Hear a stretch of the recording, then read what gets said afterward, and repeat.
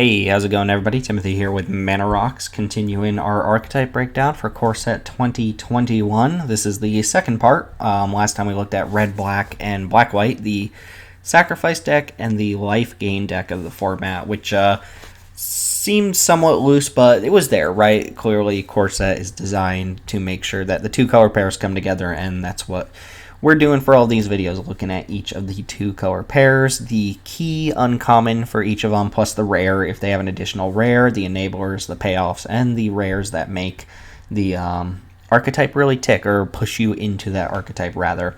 This time we're going to be looking at blue, black, and red, green. So another black archetype, and then red, green will look very familiar to people who've played within the last year. So let's go ahead and kick things off.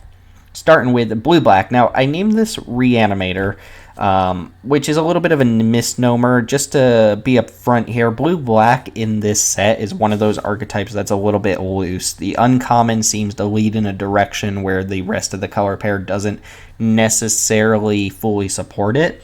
In fact, let's go ahead and look at that uncommon first before we move on. That is Obsessive Stitcher, 1 blue-black, 3 mana total for a 0/3 uncommon human wizard, and it's a looter. In fact, it's a merfolk looter. Tap, draw a card, discard a card. About as good as a looter gets. We're used to looters being a little bit worse than that these days. This is as good as looters get, and even though at 3 mana 0/3 is not fantastic, that's a great ability to have on top of it. It also has another activated ability, 2 blue-black, tap it and sack it, return target creature card from your graveyard to the battlefield. Now, this is where I say this is Reanimator strategy, but just to be completely clear, blue-black is not full-on Reanimator. It's more along the lines of just blue-black control with a couple finishers, big top-end finishers. It's not a very succinct archetype, I should say. It's a little bit loose. You'll just have blue cards and black cards, and there might be a little bit of reanimation synergy going on. But we'll look at it as a Reanimator strategy, keeping in mind that it's mostly just a control strategy that'll look to finish out the game with a big finisher or two if you get your hands on them. As far as Obsessive Stitcher goes, this card is very good. As long as you're not getting completely beat down, just a looter for fairly cheap. 3 mana looter, even with pretty minimal stats, is still pretty good. And that activated ability is really strong. This is its own self-contained engine too. Obviously, any sort of looting effect is going to be good in a reanimation strategy. This card doesn't need other reanimation effects to make it good. It can let you discard your big fatty into the graveyard, and then it can activate itself and basically swap itself for that creature in your graveyard. So this is a nice way to get some extra advantage going into the middle to late game, while also potentially getting a huge creature back from the graveyard as early as turn 4, I guess possibly turn 5 if you don't already have the creature. You need to activate this once to get the creature in the graveyard, and then activate it again with the second ability to put that creature on the battlefield. So as early as turn 5, you can get some of the biggest creatures in this format out onto the battlefield. Now, same as red-black, there aren't actually a lot of rares that fully support the strategy. Perhaps the best thing you can bring back, aside from some busted mythic, like let's say Massacre Worm or Baneslayer Angel, things like that, perhaps the best thing you can bring back from the graveyard is Pursued Whale, or at least this is the biggest thing you can bring back. I'm pretty sure this is the largest creature in the set. It's 5 blue for a rare. It is an 8/8. I don't think there's anything bigger than 8/8 in this set. Correct me if I'm wrong. It says when it enters the battlefield, each opponent creates a 1/1 red pirate creature token with this creature can't block, and creatures you control attack each combat if able. So just to clarify, your opponent gets that token. The abilities are on that token, so this basically gives your opponent a 1/1 that can't block and forces them to attack with all of their creatures. You have an 8/8 on board if this lives, so obviously you're going to be able to eat an attacker each turn. Yes, you give your opponent a tiny little 1/1, but you can ignore that and just focus on taking down your opponent's other creatures as they're forced to attack into you. Pursued Whale doesn't really have any sort of evasion, but it does have a nice little protection ability on it that says spells your opponents cast that target Pursued Whale cost 3 more to cast. And the nice thing about this is a lot of the answers in this set that can just cleanly kill Pursued Whale are pretty expensive, like the 5 mana sorcery speed removal spell. A lot of the cheaper removal is not going to deal with an 8/8 in this set, so having an effect like that does mean if your opponent wants to face fetters this thing or kill it with the 5 mana removal spell, they have to pay an additional 3 mana to target it. So it's not the best ability, it's not hexproof or something like that, but if you can sneak this creature into play, you should have no problem just wiping out your opponent's creatures as they're forced to attack into you. Even pump spells aren't going to make it very likely they can get through an 8/8. Pursued Whale is exactly what I'm talking about when I say this is more of a control deck. You can reanimate Pursued Whale and it's going to be great, but if you control the game, if you just kill your opponent's creatures, you can play defensively, and then get to the point where you can just hardcast a Pursued Whale, yeah, that's going to be pretty good too. There's also Liliana, Waker of the Dead, 2 black for a 4-mana mythic Liliana Planeswalker. +1, each player discards a card. Each opponent who can't loses 3 life. So again, the +1 is a nice little way to get a big creature into your graveyard for the purposes of reanimating it. Also, eats your opponent's hand and punishes your opponent if they're unable to discard. So it's nice if people are at parity with no cards in their hand. Liliana is just +1, opponent loses 3 life. Not bad. The -3 ability says target creature gets -X until end of turn, where X is the number of cards in your graveyard. So this kind of self-mill strategy with a lot of looting and discarding cards helps Liliana become an actual removal spell. And then just for the sake of, just for the purpose of completion here, Liliana does have an emblem, which I don't put a lot of stock in emblems as far as Planeswalkers are concerned in Limited, but the emblem says at the beginning of combat on your turn, put target creature card from a graveyard onto the battlefield under your control, and it gains haste. That's a little bit win more, right? If you got Liliana up to 7 and then you emblemed it, you're probably in a position where you're already winning that game, so using that as kind of a justification for being a reanimation deck doesn't really add up. Liliana is just a card that, yeah, fits into the Reanimator style decks just fine, even though if I first picked Liliana, I'm not necessarily saying, hey, I need to be a reanimation deck. As far as payoffs and enablers go for blue-black, the, I guess, card that really comes together here to make this a reanimation deck is common, Rise Again. Probably the weakest version of this card that we have seen in a long time. 4 and a black, sorcery, common, return target creature from your graveyard to the battlefield. So if blue-black is your reanimation deck, or if you have any intent on reanimating cards at all, your options are the Gold Uncommon, the Obsessive Skinner, Liliana Emblem, or Rise Again. And I don't think I missed anything. I believe those are the only cards in the entire set that can put a creature from the graveyard directly into play. Rise Again is even worse than cards we're used to, like Rise from the Dark Realms, because it gives you no added bonus. There is no upside to it other than just reanimating a creature. It's sorcery speed, and it only affects your graveyard. So in order to play this card and have it be good, you need to make sure you're reanimating something that costs 5 or more mana, and there aren't a lot of good ones in the set. There certainly are creatures that cost more than 5 mana, but to make this worthwhile and to really come together and have a reanimator deck, you need to make sure you have some sort of bomb top-end card. Otherwise, this card is not quite playable. Now, there are other ways to get cards into the graveyard. We mentioned that for this strategy. Looting is pretty good, and there's quite a few ways to loot. There's a couple enchantments that can loot as well. But we also have just a bread and butter card like Teferi's Protege, which is 2 and a blue for a 2/3 common human wizard. For 1 and a blue, you can tap it to draw a card and discard a card. And everything I said about the looting ability on the Obsessive Skinner is true here. This one is obviously a little bit worse as far as the looting ability goes, but it has a decent stat line as far as the 3-mana creatures concerned. So if you're trying to get cards into your graveyard and actively looking to fill up your graveyard for some sort of effect, Teferi's Protege is just fine, as are the other looters in this set. Carrion Grub is a very sweet card. It is 3 and a black for an uncommon insect. It's a 0/5, 4 mana 0/5, huh? It says when it enters the battlefield, mill 4 cards. Yes, mill is keyworded. And that means you mill 4 cards. The word mill will tell you who gets milled, right? If it doesn't say, it means you, right? So 4 mana, 0/5, put the top 4 cards of your library into the graveyard when it enters the battlefield.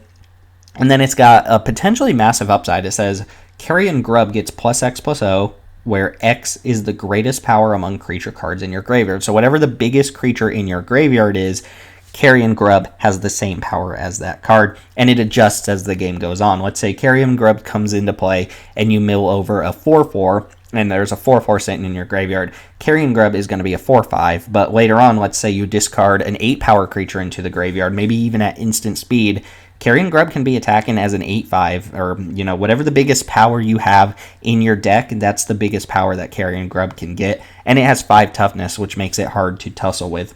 I think if you can get Carrion Grub to reliably be at least a 3/5, and then you have options in your deck to make it a 4/5 or bigger, it's a very good card. And if you care about the self-mill at all, then you're pretty happy to play this card. Don't sleep on Carrion Grub. Don't be, put off by the fact that it has 0/5 printed on the card. This seems like an extremely powerful card, and blue-black might be the best way to take advantage of it.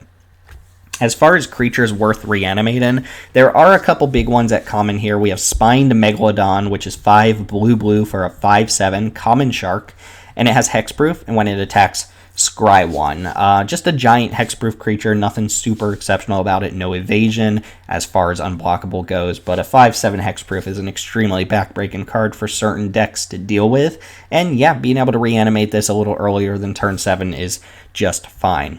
There's also Gloom Sower, which is probably the biggest common in the set. In fact, this has to be the biggest common in the set. It's 5 black for an 8/6 common horror. When it becomes blocked by a creature, that creature's controller loses 2 life and you gain 2 life. And note that that's for each creature that's blocking it. If your opponent triple blocks this thing to get it off board, they're going to lose 6 life. You're going to gain 6 life. Not a fantastic card. It doesn't have any extra abilities. It's just a giant 8/6 for 7, but sneaking into play makes it a little bit better. Same goes for any big creature we could talk about here. As far as uncommons go, I did want to mention Archfiend's Vessel. This is a really interesting card. It's a single black mana for a 1/1 lifelinker. It's an uncommon human cleric. It says whenever it enters the battlefield, if it entered from your graveyard or you cast it from your graveyard, you exile it, and if you do, create a 5/5 black demon creature token with flying. Interesting. Now, the thing is, there aren't cheap ways to put this creature into play in the set. Like I said, there's only 2 ways to sneak a creature into play, and they all cost a decent amount of mana. So it's not like you're casting a 1 mana spell early on the game and getting a 5/5 flying demon on turn 3 or anything like that. It's just not going to happen. But if you can bring this back later in the game, even with an expensive spell, and get a 5/5 demon, it should be worth it. Plus, the 1/1 lifelink body is really easy to get into the graveyard just by chump blocking or chump attacking, things of that nature. Another thing I wanted to mention with this card is that if your opponent has it and they cast a reanimation spell, they cast Rise Again, bring this back to the battlefield, there is a moment when the ability goes on the stack that you can kill this creature in response and prevent them from getting a 5/5 demon, since it has to exile itself in order to get the demon. If you kill it in response to its own trigger before it's able to exile itself, you will deny your opponent the 5/5 demon. Uncommon, we've mentioned Gourmand in the red-black video, but this card might even be better in the blue-black deck. Who knows? If you're able to reanimate this creature, you can kind of get around the effect of having to sacrifice a creature to cast the spell, right? Just as a reminder, Gourmand is 4 black, 6 mana for a 5/5 flyer. You have to sacrifice another creature in order to cast it. It has flying and trample. And when it enters the battlefield, each opponent sacrifices a creature. So, yeah, you can just cast this card, and it's pretty good. It does require a little bit of tribute as fodder, but if you reanimate it, you ignore the additional casting cost, and you just get the enter the battlefield effect of making your opponent sacrifice a creature. So, just fine as a card to cast, but especially good as a reanimation target. Also, Waker of the Waves was tailor-made for this archetype. Very good card, possibly one of the best uncommons in the set as far as flexibility goes. It is 5 blue, 7 mana for a 7/7 uncommon whale. It says creatures your opponent's control get -1/-0, which if you've played with any set that had a creature or an enchantment that had that ability, you know that it's often underrated and it pulls way more weight than it looks like it does. Just shrinking all of your opponent's creatures by a single point of power can really change the landscape of the battlefield. So that's a nice static ability to have on your giant, enormous creature, which is otherwise just a vanilla creature. This has extra upside, though. It says for 1 and a blue, you can discard Waker of the Waves. Look at the top 2 cards of your library, put 1 into your hand and the other into your graveyard. So it's almost like this card has Cycling, but an even better version of Cycling since you get a little bit of card selection out of it. and it sets itself up for reanimation quite nicely. This card is probably one of the best payoffs you can get for being actually full on in a focused reanimator strategy, if that even is a thing in this set, because it's just an easy card to discard early on in the game, and then an easy card to get back later on. If you have turn 2 Waker of Waves discarded into turn 3 Obsessive Stitcher, you can turn 4 and reanimate Waker of Waves, which, yes, requires a lot of work and a lot of luck, but it is a thing you can do, and you don't even lose anything when you discard the Waker. So I like this card a lot. Be very happy to play it. I like it a little bit more than the 5/7 Hexproof due to its flexibility, and I do think it is a card that people will be fighting over for their blue deck, so don't expect to get this one late. That's going to go ahead and do it for blue-black. Let's go ahead and move into red-green. The theme of red-green is recycled here from a couple other sets, most recently Theros Beyond Death. We call that the Ferocious deck. In other words, we care about creatures that have power 4 or greater. So red-green in Core Set 2021 will look very familiar to Theros Beyond Death red-green, where you are actively just looking for 4 power creatures to fuel your synergies. As far as the uncommon goes, it's pretty good, and there's actually another gold card in red-green for whatever reason, but let's go ahead and look at the uncommon. Leafkin Avenger is 2 red-green, 4 mana total for a 4/3, obviously fits the bill there for the 4-power creature. It's uncommon elemental druid, and it taps to add red for each creature. Taps to add green for each creature you control with power 4 or greater. So it counts itself. It's a little bit weird to have a 4-mana creature that also accelerates your mana, since you usually want to be attacking with a 4-power creature, but having an extra added effect on your creature when it can't attack can't be a bad thing, right? It's just upside from there. This could potentially add more than a single green as well, but on its own, if you have no other 4-power creatures on board, then this is a 4-mana 4/3 that taps for green mana. And it's a nice little mana sink too. It says 7 and a red, 8 mana total. Leafkin Avenger deals damage equal to its power to target player or planeswalker. Now, I wouldn't expect you to activate that ability too many times. It is super expensive, but the idea here is you get a couple 4-power creatures on board, you activate Leafkin Avenger to give you 2 or 3 mana, and then you dump that mana into the activated ability and just start shooting your opponent down with that. It's a little bit weird, right? Because if you have a bunch of 4-power creatures on board, you're probably just attacking your opponent to death, but I guess the activated ability is a nice little upside. Weird combination of effects on an already decent-sized beater in an archetype that probably cares about attacking a lot, but yeah, Leafkin Avenger just seems fine as a nice little card that you could get rewarded for. Also not a card that people will probably be splashing for too often, so might get past this one late. Like I said, red-green also gets a rare in this set, which only a couple of the color pairs got an additional rare for some reason. I'm not sure what the design philosophy was, but here we go. Rada, Heart of Keld is 1 red-green for a 3/3. A little awkward that the rare in this set for red-green does not actually have 4 power, but it's still a good card, trust me. It's a rare. It's a legendary elf warrior, you know, because Rada. It says, as long as it's your turn, Rada has first strike. So 3 mana, 3/3 first strike on offense is pretty good. It says you may look at the top card of your library anytime, and you may play lands from the top of your library. Keep in mind, you still only get to play 1 land per turn. You don't get to just go off. Very nice. So 3 mana, 3/3 beater that lets you filter lands off the top of your library gets a little bit better. And then it has an activated ability. For 4 red-green, it gets +X until end of turn, where X is the number of lands you control. So yeah, Rada on face value doesn't necessarily fit into the red-green archetype, but it can become a 4-power creature, so it fits in there a little bit. It cares about your lands, which is not really a theme of the set, just a nice little activated ability to have on Rada. This thing hits really hard. Even if you're not at the point where you can attack comfortably into your opponent's creatures, you can just wait until you have 6 mana, and then your opponent is not going to be able to deal with Rada on offense. If you have 6 mana on board to activate this ability, Rada can potentially become a 9-power first striker, which means it's chump territory. Either you don't block and you take 1,000,000, or you do block and you're probably going to lose your creature, even though it does cost a lot of mana to activate the ability. Plus, the fact that you can play lands off the top makes Rada a nice little well-oiled machine where you're very likely to hit your 6 mana because you're more likely to be able to play a land each turn. Seems like a really sweet card. seems potentially splashable. Very powerful effect. A combination of abilities here and the offensive potential is really nice. It's just a little bit awkward that it doesn't naturally fit into the red-green theme here, but you'll still play it. If you're red-green, you're happy with Rada, and you're not cutting it because it's not naturally a 4-power creature. Also wanted to mention Gadrick again. We mentioned this in the red-black video. I'm not going to reread it here, but it's just a rare. It's a low-statted, high-power creature, one of the only ones in the set that costs 3 or less mana to get a 4-power or greater creature on board.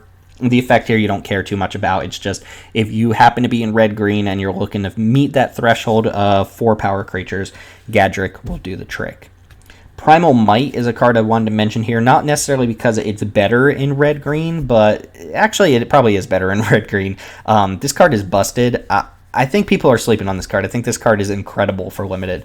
It's green X for a rare sorcery. It says target creature you control gets +X/+X until end of turn. Then it fights up to 1 target creature you don't control. So even if X was 0, if you had no extra mana except a green, this is Prey Upon, which is a fine playable card, especially in an archetype that's going to have large creatures.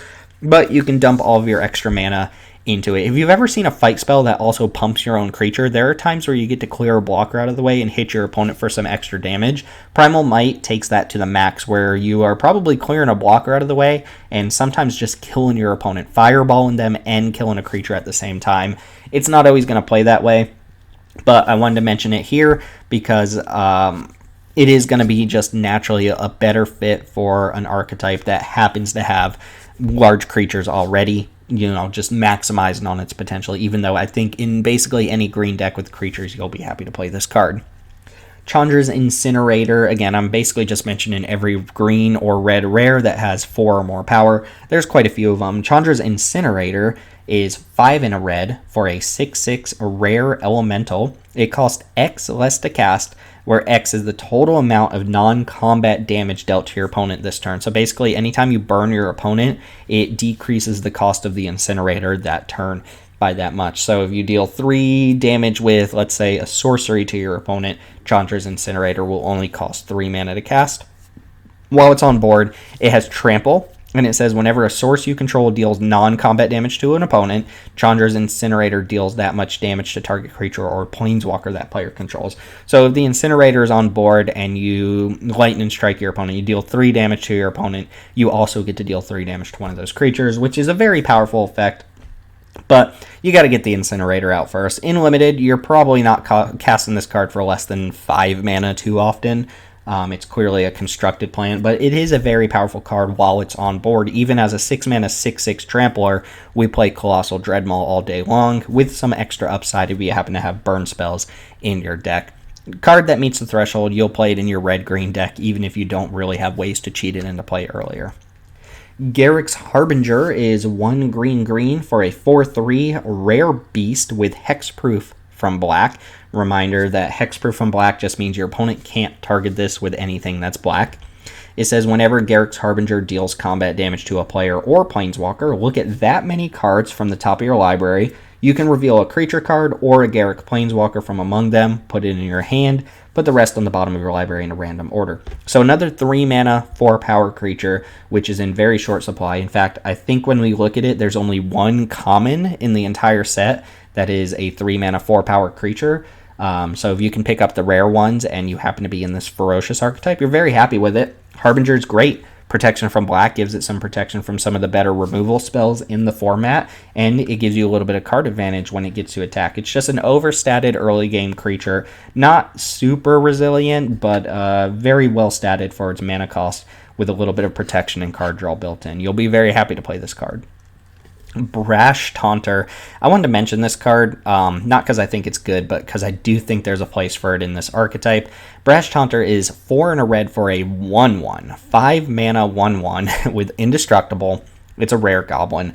It says whenever it's dealt damage, it deals that much damage to target opponent, and that's kind of the reason that I'm mentioning it here in this archetype, even though, again, I'm not convinced this card's very good.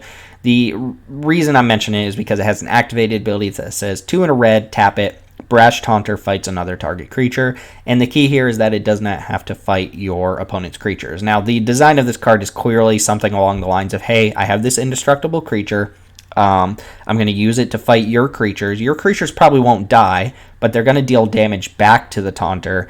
And whenever they do that, I get to deal damage to you. So if I use my Brash Taunter to fight your 5/5, nothing's really going to happen, but you're going to take 5 damage. And I can just keep doing that over and over again while Brash Taunter sits on defense because it has Indestructible. The idea here is that you are playing it in your own deck where you already have big creatures, and you can just have Brash Taunter fight your own creatures to make sure that you're dealing a large amount of damage to your opponent. I don't recommend this card yet. I'm not convinced it's that good, but we'll see. I just wanted to give some due diligence here and mention that, yes, it'll be better in this red-green archetype than it will be in just some other generic archetype. And then there are 2 mythics here, Terror of the Peaks and Elder Gargaroth.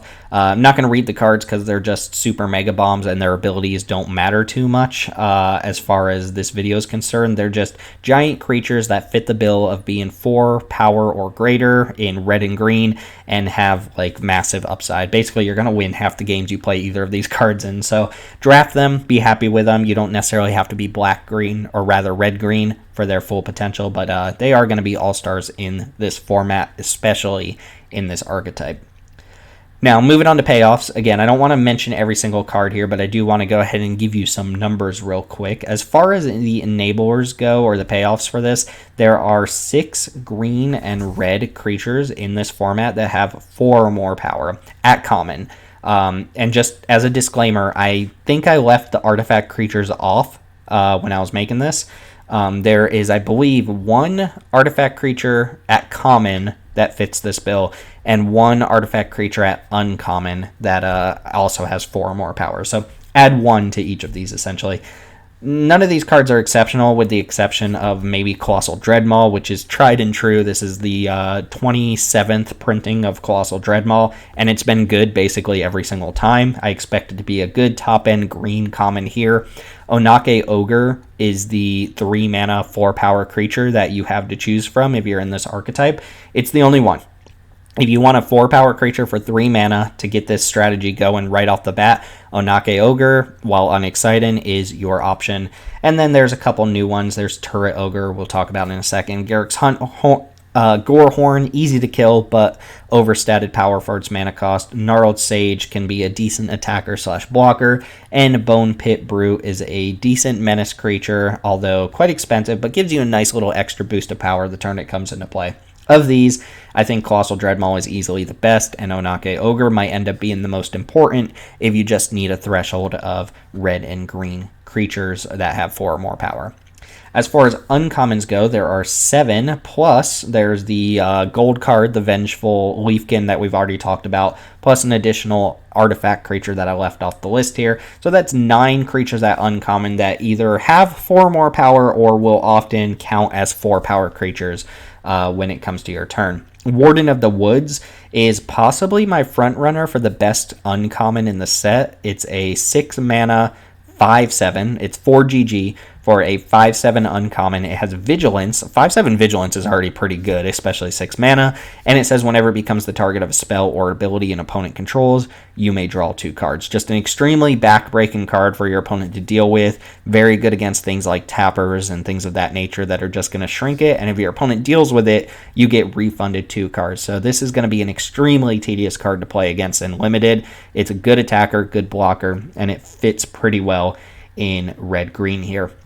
Canopy Stalker, not really anything exceptional. Havoc Jester we've mentioned. Hellkite Punisher is an overpriced finisher, potentially if you just need a giant creature to end the game. Hellkite Punisher will do it. Wildwood Scourge has a bunch of text about +1/+1 counters, but essentially it's an Ivy Elemental that can get even bigger, and you can definitely wait until this is a 4 power creature to make sure it fits this archetype. And then there's also Burlfist Oak and Battle Rattle Shaman, which are 2 power creatures on face value, but on your turn they will almost always be 4 power creatures, so I wanted to mention them here as well.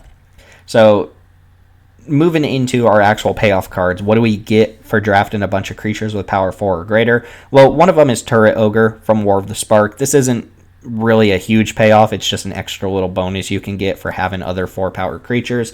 If you remember, this card is 3 and a red for a 4/3 with reach. I seem to always forget this card has reach.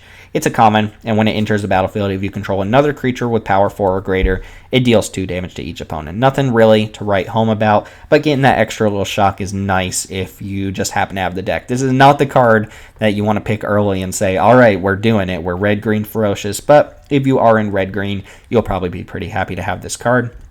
There's Drowsing Tyrannodon. 1 in a green for a 3/3 defender at common. It's a dinosaur. 2 mana, 3/3 defender. Just fine. We're used to that.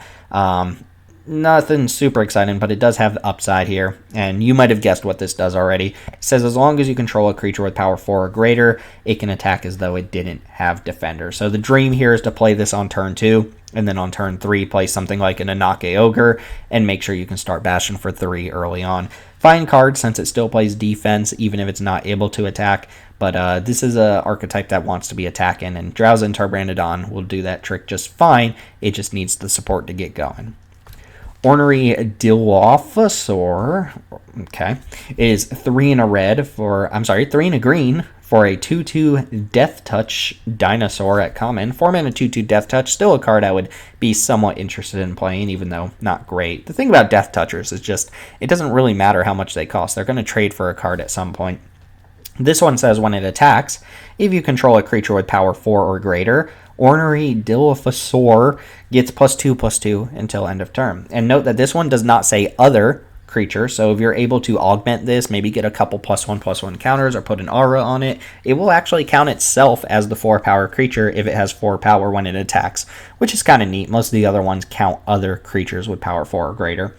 Not an exceptional card, but I do like cards that play offense and defense equally, and you'll be happy to have this card. I do think some other green decks will be happy to have it as well, so this is not one of the ones I expect to wheel around too often.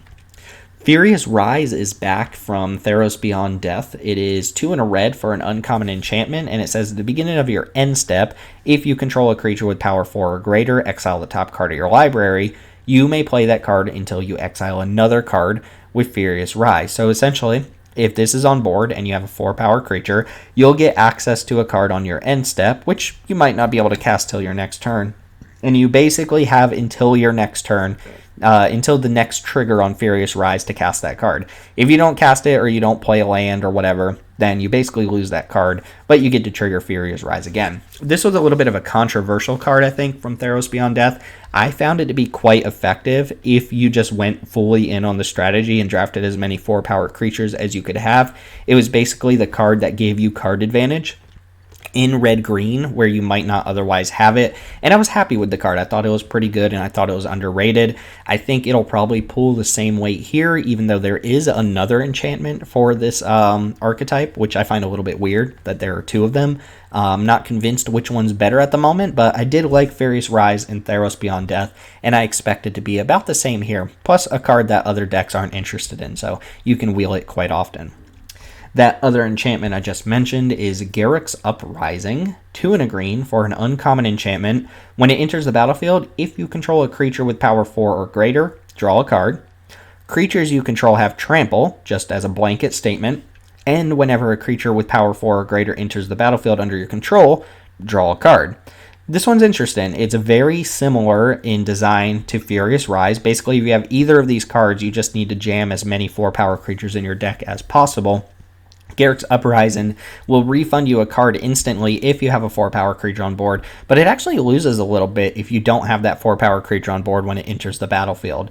Furious Rise is turn after turn. As long as you meet that requirement of having a 4-power creature present, Furious Rise will give you a card every single turn guaranteed. Garruk's Uprising requires you to have 4-power creatures turn after turn after turn. So Furious Rise only needs 1 creature to get going. Garruk's Uprising will replace itself with 1 creature, but needs multiple creatures to be hit in the battlefield for it to get going. So there's a little bit of a tension between which one's better here.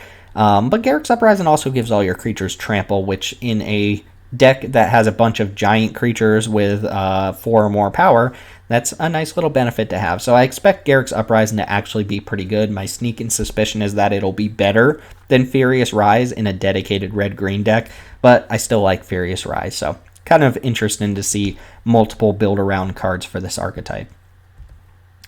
And that's going to go ahead and do it for these archetypes. What'd you think of them? Am I missing something with blue-black? Is it not Reanimator? Is it just straight-up Control? Did I miss anything with red-green? Let me know what you think in the comments below. I'm not sure which archetypes we'll be doing next, but we'll see you there. Remember, you can subscribe to the channel for more content like this. You can find us on Twitter at MTG_Manarocks. And again, I hope this has been useful. I hope this gives you some sort of sneak peek at the format when it comes out on Arena, and hope you do well. Anyway, my name's Timothy with Manarocks. Thanks for watching. We'll see you all next time.